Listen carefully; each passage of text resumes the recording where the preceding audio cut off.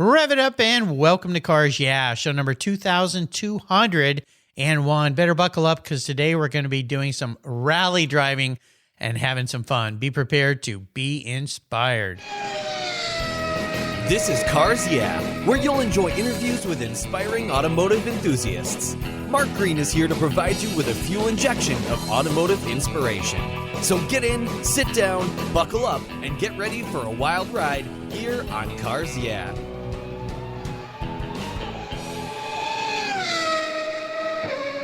Hello, inspiring automotive enthusiasts, and welcome to Cars Yeah. Today I'm in Littleton, New Hampshire with a very special guest who likes to play in the dirt by the name of Chris Cyr. Chris, welcome to Cars Yeah. Do you have any gear, and are you ready to release the clutch? Oh, I'm ready. Thank you. We're going to have some fun. Now, my dirt comment will come to fruition here with you listeners in just a moment. But before I introduce Chris, what's one little thing that people don't know about Chris Cyr? Yeah, actually, so I have one tattoo, which I got when I was 18 because I was pressured by my grandma in a tattoo parlor to get it. Wait a minute. Your grandmother? My grandma. What gives with grandma? Yeah, so my grandma, my mom, and my sister and I all went to a tattoo parlor for my grandma's, I believe, 60th birthday it was. Wow. 60th or 70th. So she wanted to have everyone get a tattoo because she was getting her first tattoo ever, which was a small bumblebee. So I was 18 and tried to pick something off a wall and ended up picking a Chinese character for fast. Oh, well, there you go. That's appropriate for what you do. Well, isn't that funny? We talk about peer pressure typically for teenagers in school, never coming from the grandparents. Grandma. Yeah, grandma. So, fun story. Well, that's a unique one. First time I've heard that here, and that's pretty amazing considering interviewed over 2,200 people. So, appreciate you sharing that. I won't make you show it to me, though. Okay. So let me give you a proper introduction. Chris Cyr is the CEO and partner at Team O'Neill Rally School, the longest running and most accomplished rally driver training company in the Americas. Their offerings include a 1 to 5 day rally school, a security and tactile mobility training school. That sounds fun. Drift school, even more fun. Off-road training, and much, much more. As a teen, Chris fell in love with rally racing and at 19 years old started to learn about business to pursue his passion for racing. And in 2013, he joined Team O'Neill as the general manager and has since founded and served as the first American Rally Association vice president. He manages and owns the New England Forest Rally, partnered with the founder of Team O'Neill, and he started the personal rally racing team, Barely Curious, or is it Serious? Serious. Serious, yeah. Using my last name. Yeah, for you listeners, his last name is spelled C-Y-R, so Barely Serious makes some sense since his last name is pronounced Cyr. There you go. We'll be back in just a moment, but first a word from our sponsors. They keep the fuel in the tanks here, so give them a little love if you would, and we'll be right back. Our pets are a big part of our family, and we love to take them everywhere we go, but they can be very hard on your vehicle's interiors. If you add the fall and winter weather, you'll end up with water, mud, snow, and a whole lot more that Fido tracks into your cars. Covercraft offers a wide variety of solutions to protect your vehicle's interior from fall and winter's rough treatment, and Fido's too. Canine cargo area covers are padded for your pet's comfort and provide door-to-door protection. Pet pads have built-in features to keep cargo areas and seats well protected, and they're easy to clean. Covercraft's quality pet solutions cover cargo areas, bucket or bench seats, and protects from the damaging claws, pet fur, hair, mud, moisture, drool from permanently damaging your vehicles. Choose from a variety of styles and covers for almost every vehicle made. And here's a special deal for you Cars Yeah listeners. If you use the code YEAH21 at covercraft.com, you'll get 10% off your Covercraft order. What a deal. Covercraft, protecting the things that move you and making life a lot easier with the pets we love so much. Covercraft. American Collectors Insurance is my go-to for collector car insurance, and it should be for you as well.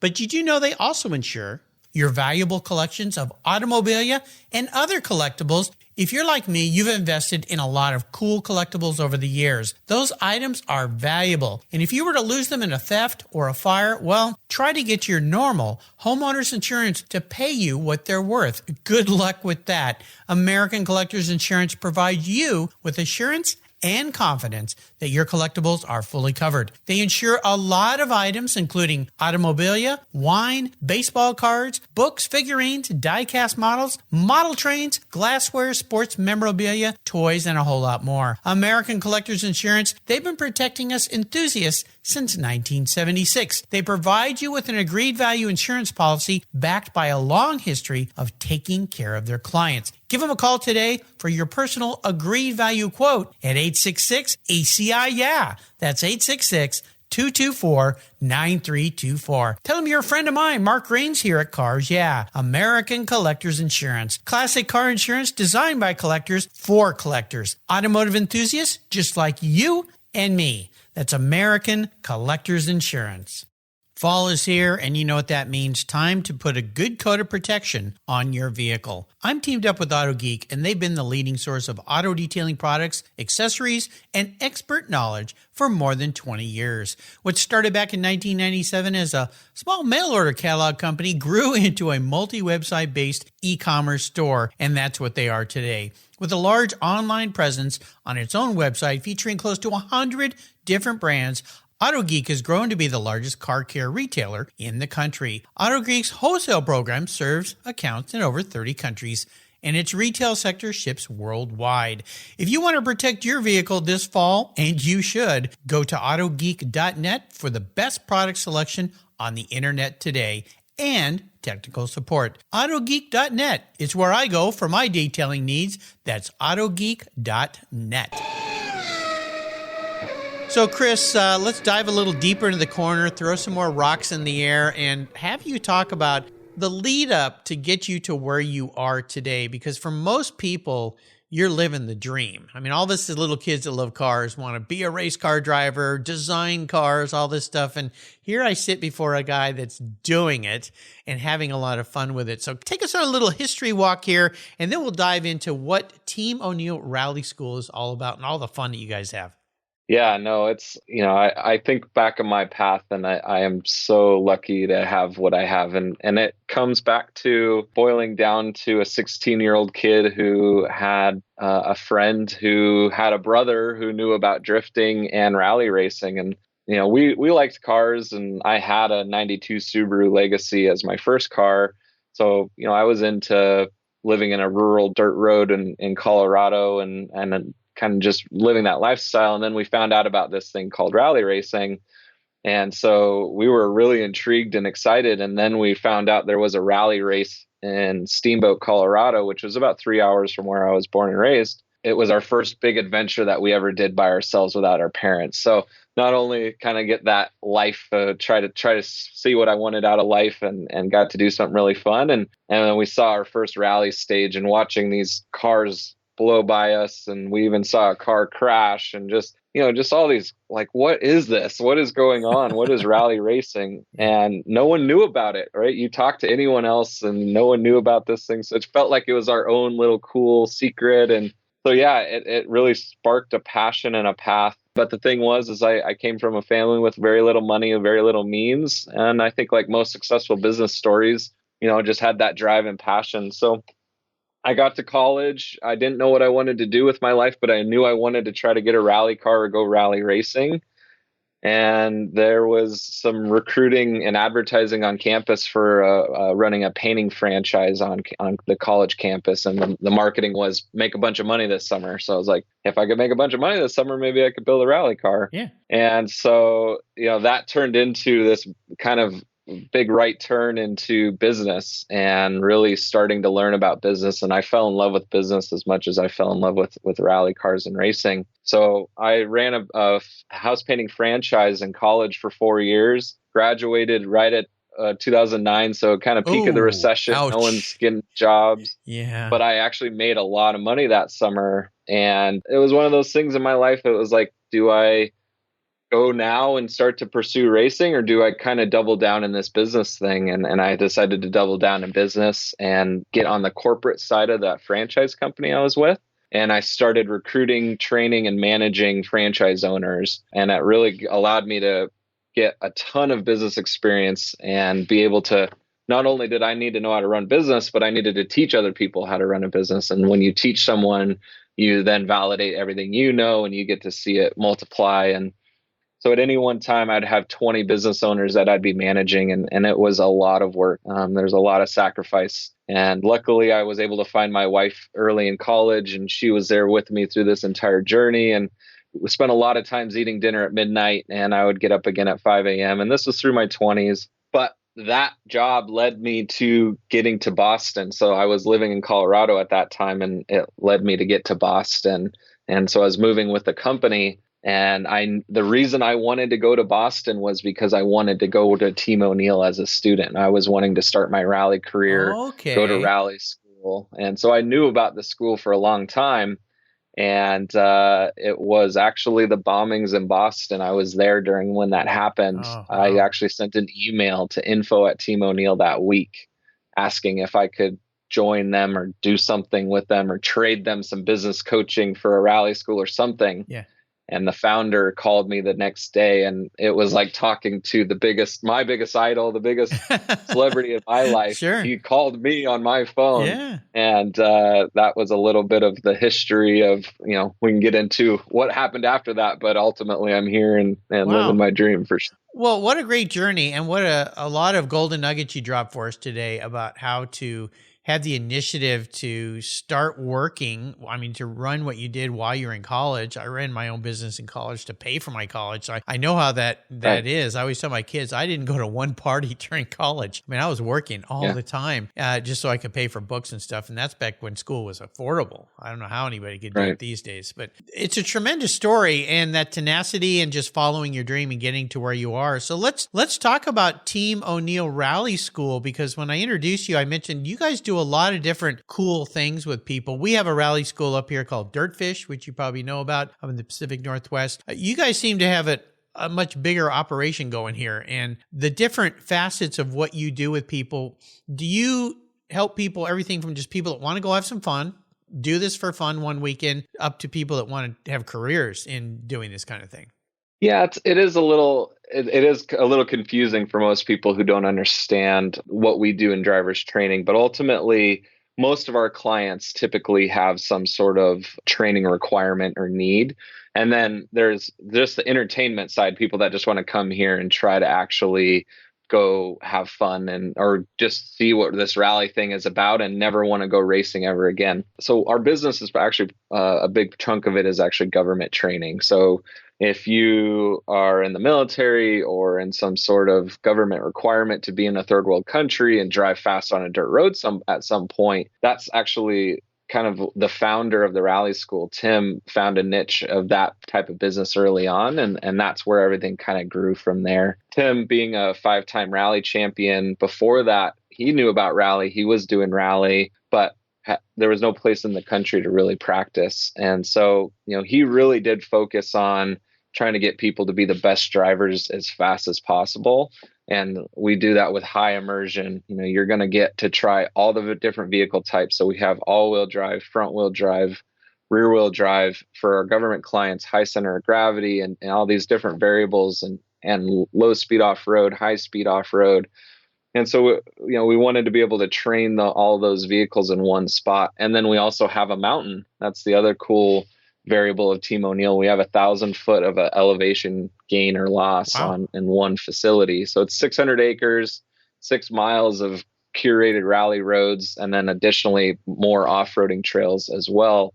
There's no asphalt on our entire facility. And right now we have about 120 rally prepared vehicles. So, our mission and our goal is to really get you to be as good of a driver as fast as possible. And we're going to put you in really kind of dangerous situations. There's real trees, real ditches, but there's always a right seat instructor. And it is our instructor's mandate that it is their responsibility to never put you too far over your head that you crash. So, it is a interesting thing that's happened. For everything we do and kind of all the balls we balance, we've been able to really kind of cut a big niche out of that business. That's tremendous. I mean, really, really cool. And I have to ask, did you end up getting to do any racing yourself? Not until recently, believe it or not. So I joined Team O'Neill in 2013. You're too busy working. Thinking like, oh, this is it. I'm going to start to go racing like next year. And yeah, I mean, I went just as crazy on the business side of things as I did before and the other stuff that I was doing. So Tim and I talked about that as part of my interview process, even that I wanted to go racing. And, it is really hard to be in a racing business and be a guy going racing, right? You need to be able to have trust and balance and a team of people that you can leave. Oh, yeah. Just like any other business owner does. We just happen to be in the business of doing it as well.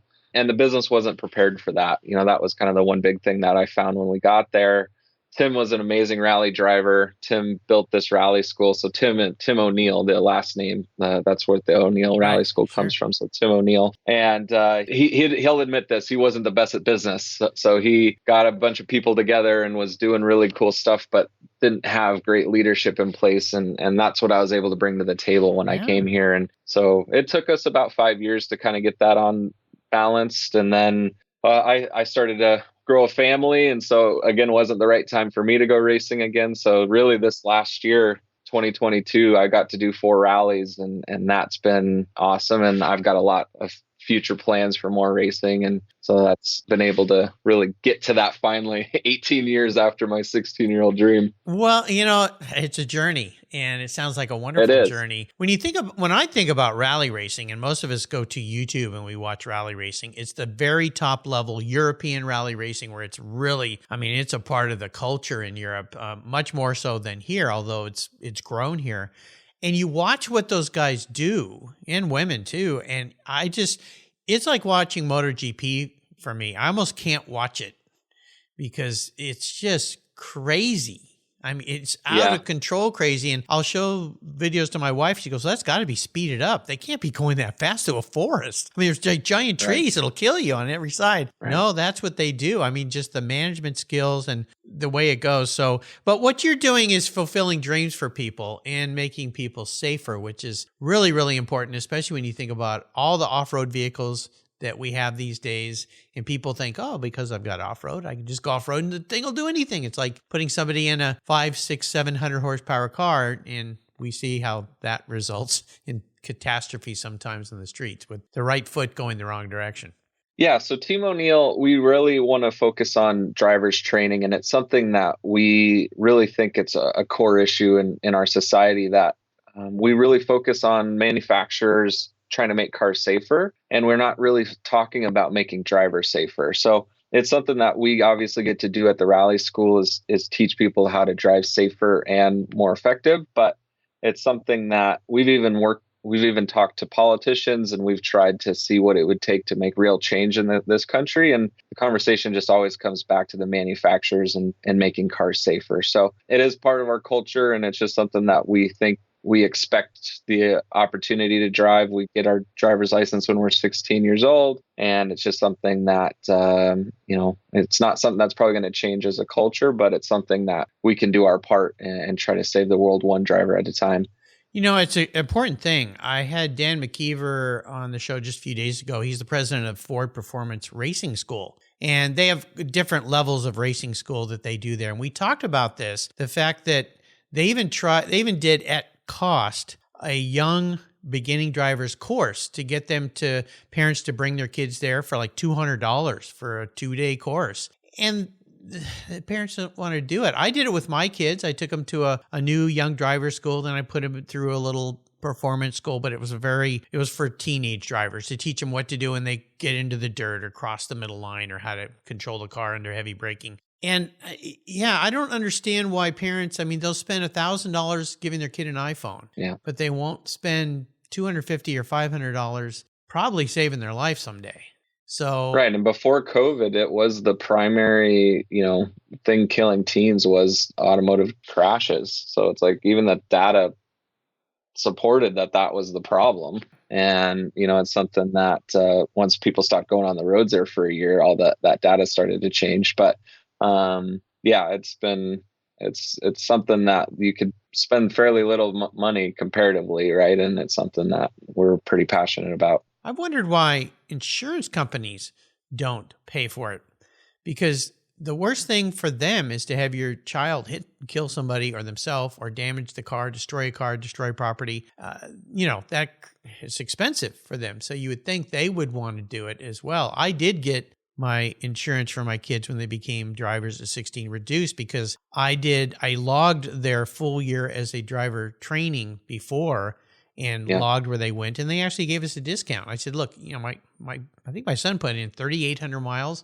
driving before he got his driver's license. I think I put in when I was a kid with the high school football coach as the instructor in the car, which one day there was a gal with us. We had 3 students. She drove over a mailbox and up a lawn and almost went into a house, because so I don't know. I don't know how we're going to solve this. I wouldn't trust the government to solve it, but maybe insurance companies because they care about money. So, that might be one. Let's talk about mentors or influential people. I'm guessing your buddy Tim there, O'Neill, right? Yeah, Tim was probably a key mentor in your life. Is that the guy you'd like to talk about? It is. It's funny. I have obviously awesome mentors throughout my life, but for the specific motorsport and the automotive background, Tim O'Neill, the founder of the Rally School, was my boss initially, and then became a mentor. Now my business partner, and ultimately we're even closer than that now at this point. He comes over to my house and my kids and plays with my family, and our families are pretty well entwined at this point, as you do when you partner with someone in business. It's a marriage, so it's he's part of our life and our family now. So I learned a lot from him on obviously the sport of rally racing. I didn't know much about it from the business side. But I've learned a lot from him as well, just about life. He lived a rural lifestyle. He built this business from the ground up, had no money, and, just an amazing business story in himself to have built this mecca of rally here in New Hampshire, but also just the perseverance and the inability to quit and the drive and all of that to do what he's done in his life for not having any real support system or really any other person that's ever done this as a path. He had to carve it out of the woods, literally and figuratively. And so it's just something that I see Team O'Neill Rally School, now that I'm the owner and partnered with Tim, to always represent Tim. And so I don't ever plan to change the name, because Team O'Neill is what we are. This is how we got here. And it's something that, as a mentor and everything, has his legacy deserves to live for a long time. And it's something that we're in the middle of a documentary right now for Tim and his life story. So once that comes out, people will get to see more of him and learn more about his life and what he's really been able to do. And it is an amazing story. Well, I'd love to have him as a guest on the show. That would be we could do that for sure. A great guest for sure. We'll take another short break for our sponsors. We come back, we're going to talk about challenges, favorite cars, and a whole lot more. So we'll be right back. 20, 50, or 100 years from now, will there be a workforce to care for the collector vehicles we love?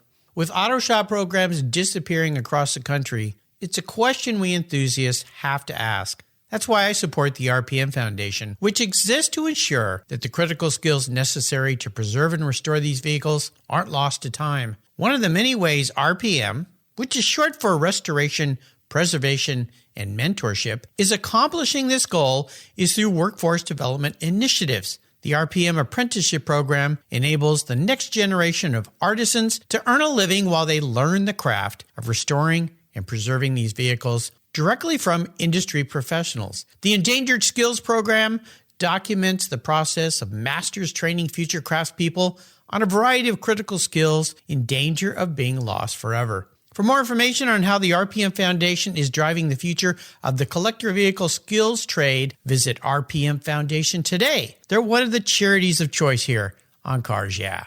You've heard me talk about Linkage Magazine here on Cars Yeah! For a couple of years now. Well, they're growing. And in 2023, they're going to grow from 4 issues a year to 6. And there's an opportunity here for you to take advantage of this growth. If you go to linkagemag.com and click on the Renew button, if you already subscribe, you can get a great deal. Use the code RENEW6 for 1 year, and you'll get 6 issues for the price of 4, or type in Renew 12 for 2 years, where you also have a great savings. Plus, they'll even throw in a free Linkage hat. How cool is that? The publisher of Linkage is Donald Osborne. He's been a guest multiple times here on Cars Yeah! He's become a good friend of mine, and I'll tell you, Linkage Magazine is one of those newer magazines that you're going to want to get. It's all about experiences, opinions, and values. It's a wonderful publication, something I look forward to getting. And now that I'm going to be getting 6 a year, even more special. So go to linkagemag.com. Again, use the code RENEW6 or RENEW12 to get that special deal. Do it before December 31st, 2022, so that in 2023, you'll get 6 issues of Linkage Magazine instead of 4. So, challenge question. Love to ask this question. Big challenge, big failure, something that really set you back, but looking back on it now, taught you a very, very valuable lesson. So take us on a little bit of you're all about rough rides, so this should be easy. Yeah, I don't know. I have 2, so I didn't know if you wanted to talk more about a motorsport challenge or a car-based one, or more like a business personal one. Anything you would like to share that taught you a really valuable lesson. It's up to you. It's your show. Yeah. Okay. Let's keep it on the motorsport side of things then. So Team O'Neill, we are obviously in a lot of different things. And one of the things that we had done for a long time was motorsport and rally racing support. And so that was a part of the business when I got there, is obviously extremely passionate part of the business for people going racing, getting to support a team and a driver. But one of the things that we did was privateers. A lot of guys could just come in and pay and get support and get a car and get everything built. And what we found was it was really hard to continue to maintain that side of the business. So we started to kind of tailor it down to a few clients. And then ultimately we actually tailored it down to one client who had a lot of rally dreams and expectations. And so we built him multiple rally cars. And then we actually imported the first Ford Fiesta R5, which is kind of the second to top level Ford Fiesta rally car you could get.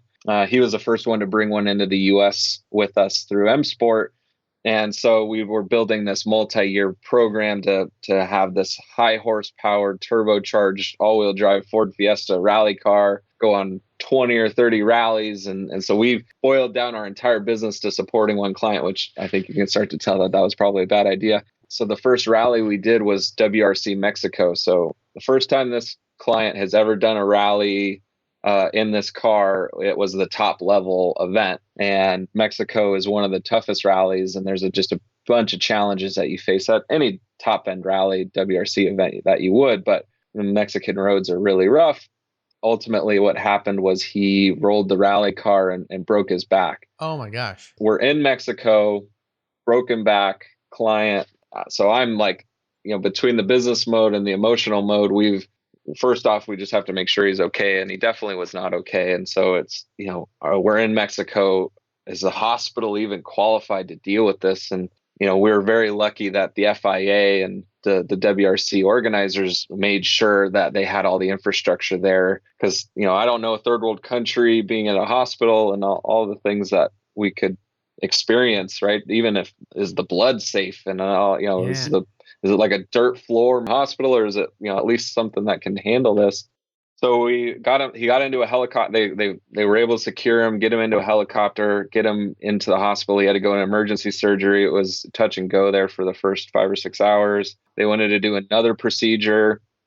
And so I'm trying to communicate with his family and do we want to get him back to the US, or do we want to, try to do this here? And can we secure him? And because he has a broken back, he can't sit. So we had to secure a plane, so I'm trying to do all the logistics in the business and try to be worried for my friend and worried for my team and be the strong person. And I'm, you remember the moment that I called my wife and I'm broken down and crying and trying to figure out what I'm going to do. And, once we get him back to the US and once he is able to get another surgery and, his recovery is permanent, he's able to walk and stuff now, but he's still to this day still has issues from that. But obviously his rally goals and careers changed from there. And, and Tim and I then had to balance, do we want to continue the motorsport support business? And do we want to we spent a lot of infrastructure and time to build this race program for this client. And, we kind of kicked the can down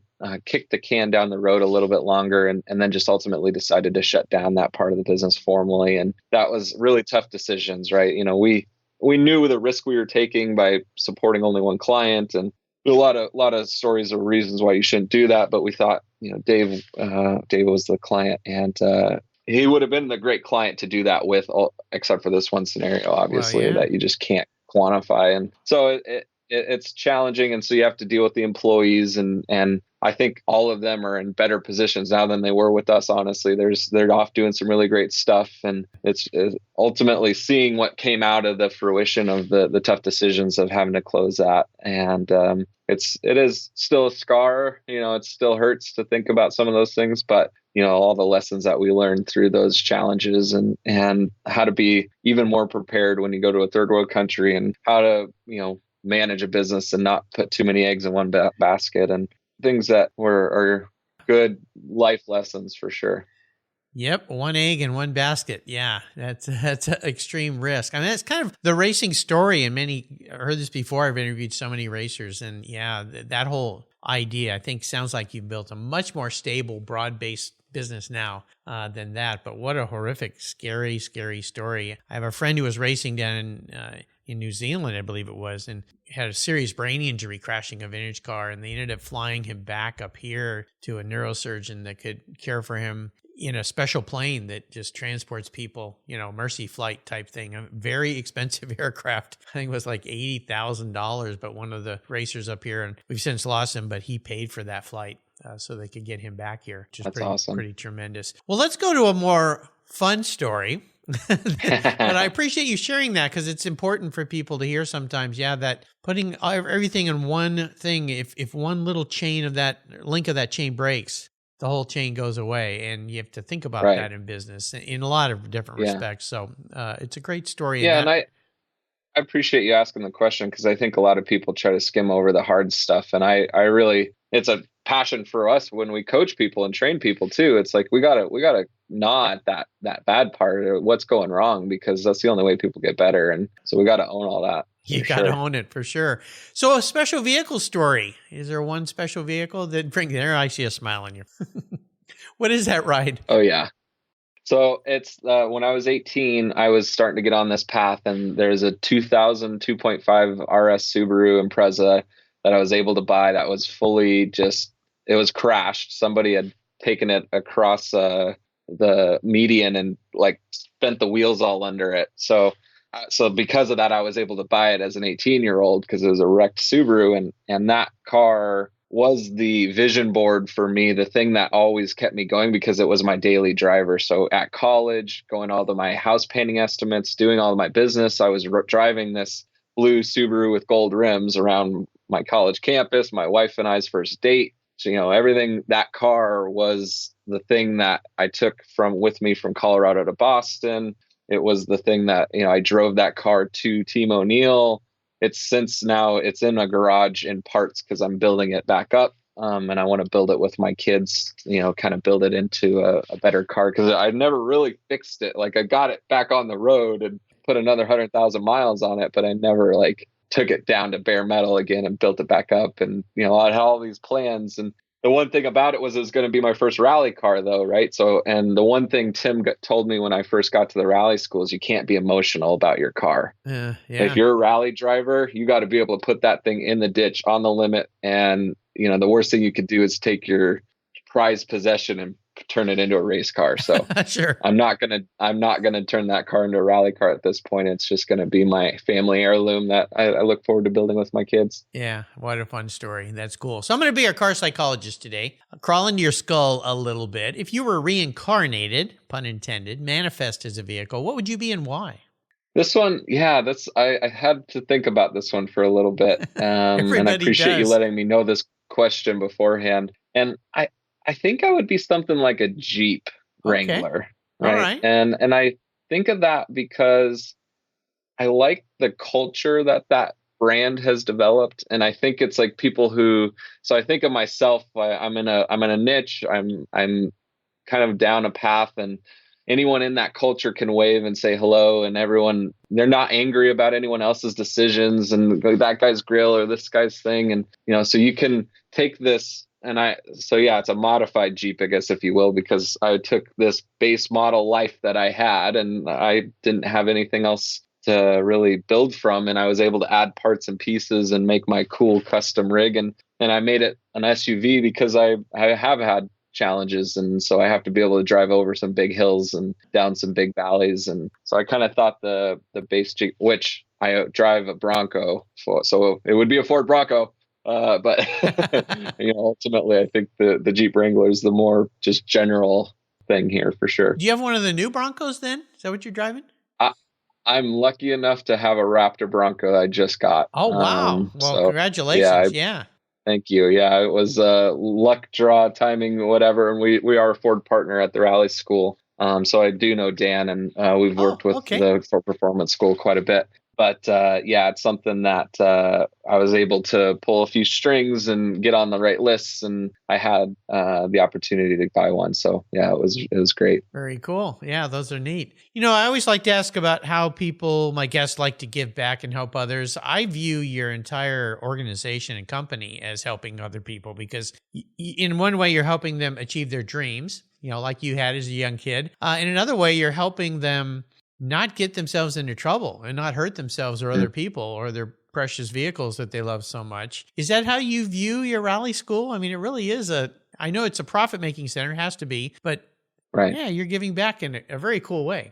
Thank you for saying that. Yeah, and it's something that we really appreciate the winter driving. So we actually do a lot to try to give back on the winter driving, specifically teach people winter driving skills and have a low-cost winter driving course. But ultimately, we do a lot of that government client. So yeah, we do have to make money to stay in business, but it's the stories that we've heard when they're downrange and they're in a third world country and there's a skill that we taught them that saved their lives. That is the true pleasure of us being able to do our business. But so kind of second tier to that, we do obviously really appreciate the veterans, and we try to give back to that community as much as we can as well. Started working with a small nonprofit called the Phoenix Project, who's a rally driver, a veteran that was turned into a co-driver that has a really cool story, and trying to do some more motorsport give back on that type of stuff for the veteran community as well. And we do kind of see ourselves in that light. Obviously, that we want to try to help as many people as we can. And Tim O'Neill's big statement is he tries to save the world one driver at a time. Yeah. And that is part of our mission and our core skill. But we also try to legitimately give back whenever we can as well to the veteran community. Well, it's tremendous. We see the tragedies. You see them nowadays on all the social media of young kids crashing cars at real high speeds, and because they just don't have the skill sets and they don't realize you've got this 3,000-4,000 pound vehicle traveling at even you start getting over 30-40 miles an hour, you can do some serious damage. So really appreciate what you're doing and helping the veterans and people in foreign situations that can be very dangerous. You don't think about that driving to a foreign country. You think about past conflicts and continuing conflicts in the Middle East, for instance, where you're in very rural areas and mountainous areas and things. And, these young kids, they get all their military training, but they need to drive these vehicles and not crash them, go off the edge of a cliff. Right. I mean, you think you go off to war and you die in a car accident. I mean, it's crazy. It's like Michael Schumacher, brain damaged skiing after all that dangerous stuff. So believe it or not, the military did some studies and they had the seatbelt crash problem. They were not wearing seatbelts because it was with their gear and their issues, and they were having too many fatalities. So it's like even the military had to have a seatbelt rule for a legitimate reason because they had the real data. And, it's just things like that we try to address and help support. Very good. How about a great book? Is there a book you've read you'd like to share? Yeah, I've got a lot. But ultimately, in the most recent history, I read a book called Creative Calling by Chase Jarvis. And that one, for me personally, had really opened my eyes to things I viewed myself and limitations I put on myself, especially as a business guy and a motorsport person, being creative and being artistic. I never would have defined myself as any of that. And this book did an amazing job, both addressing business, but also addressing like self-reflection and how to define creativity. And so it has inspired me to start writing. It's inspired me to really kind of claw at some of my core issues as myself that I had when I was a kid. And I always really hated English and language arts because I actually had a teacher when I was in second grade that like made fun of me in front of the class for a spelling test that I failed. Oh my and gosh. So it's like, that rolled into the rest of my life, right? And I always struggled with writing, and so it's like I want to take something I feel like was a biggest weakness of mine, and if I become an author someday, that would totally change my self-reflection, right? And so I'm working on my first book right now. You could send that poor teaching skills person a copy of your first book. So, exactly. It's amazing how one comment by a teacher or an authority figure can just set you on a entirely bad course or a good course. My wife was very shy in school, but she was very good at mathematics and had a teacher that said, "You're very good at math. You should be an engineer." And she would have never gone down that path and got a degree in engineering. I mean, she does math puzzles for fun. Ugh, it makes me shiver thinking about it, but because of that teacher's positive comments versus a terrible one. My father once was at a school dance in high school, and a teacher made fun of his dancing. He goes, "I never danced again." I mean, what a shame, I mean, it's just, right. If you're a teacher, be careful what you say. So the ultimate drive. I'm going to be a huge benefactor for you today. I'm going to buy you any car in the world. You can take it anywhere, and you can have anybody with you. So since we're talking about rally racing, am I going to be buying a top-line rally car? Are you going to be going rally racing? And who's your co-pilot going to be? I might disappoint you on this. Or we're going to do something different.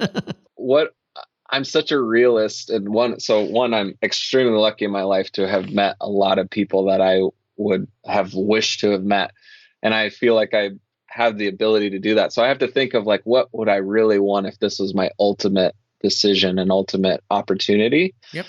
And so as a realist, I actually would love to have an RV and go on a tour of the United States with them. And it would be talking about their lives and what they want to get out of their lives, and talking about our past experiences. And if this was my ultimate drive and the thing that I could get the most out of my life, I would want to spend that time with my family, just touring the country, I think. There you go. Well, it's something that you're a good family man. So it might have been a left turn for you of what you might have expected, but this one took me a long time to think about what I would want to answer for sure. I get a lot of unique answers on this question, but every once in a while I do get people that have answered like you. I want to take my family, my wife, my kids, and just go on a nice drive and be with them and have the time to talk with them and share experiences and things like that. So, it's one of those things that I think COVID taught a lot of the country. And if you look at sales of RVs and campers and so forth, they blossomed because people couldn't do things, but they could get out on the road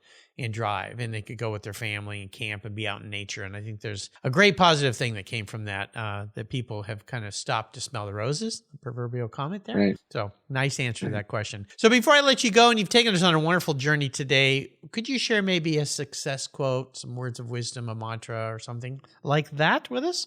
Yeah, no, again, reading a lot. I have a lot of these, but I think my favorite one recently more actually just came out of a video I was watching, and it was Jay-Z, believe it or not. Oh, wow. And he said, in life, people emulate the end result, not the process, right? He was talking about just how people like to have what you have at the end, and they don't want to repeat your process of how you got there. Yeah. And I think that that hit me at that moment, and it's like, yeah, that, that is what people want to do. And I think if more people realize it's the process that you should be replicating and emulating, then I think a lot more people could have a lot more enjoyment and happiness in their life. Back to stopping and smelling the roses, and it's not about the destination, it's about the journey. I've heard this over and over again, and I don't think social media has done any good for this entire concept, because young people or old people see these successful people and they go, wow, they don't think about, it's like that picture of the iceberg with the little tip above the water. The iceberg pictures. And all the work below that keeps that stable and makes that happen. So great. And from Jay-Z, very cool. I love it. So how can people learn more about Team O'Neill Rally School? Best way is to go right to our website, teamoneil.com, and that's ONEIL, teamoneil.com. But we have a pretty successful YouTube channel, and we have over 100 videos posted on there of how to do basic skills and a little bit more, just trying to get more people better training. So check out our YouTube channel and give us a follow on all the social channels as well if you have the time. Absolutely. Chris, this has been awesome. Really appreciate you being a guest on the show. This has been a great talk. What you're doing there is awesome. Living your dream, my friend. You figured it out. Yes. The secret sauce to life. Not too many people figure that out. Sometimes it takes an entire lifetime. You're a young guy, so you're doing wonderful things. Until you and I talk again, my friend, I'll see you hopefully down a dirt road. Yes. Thank you, sir. All right. This has been fun. Thank you so much for joining us on today's ride here at Cars Yeah. Drive on over to carsyeah.com to find show notes and inspiring automotive fun. Download your free copy of Filler Up, a fun book filled with gorgeous photographs of fuel filler fun, including quotes from more inspiring automotive enthusiasts. Download your copy today, and we'll see you next time on Cars Yeah.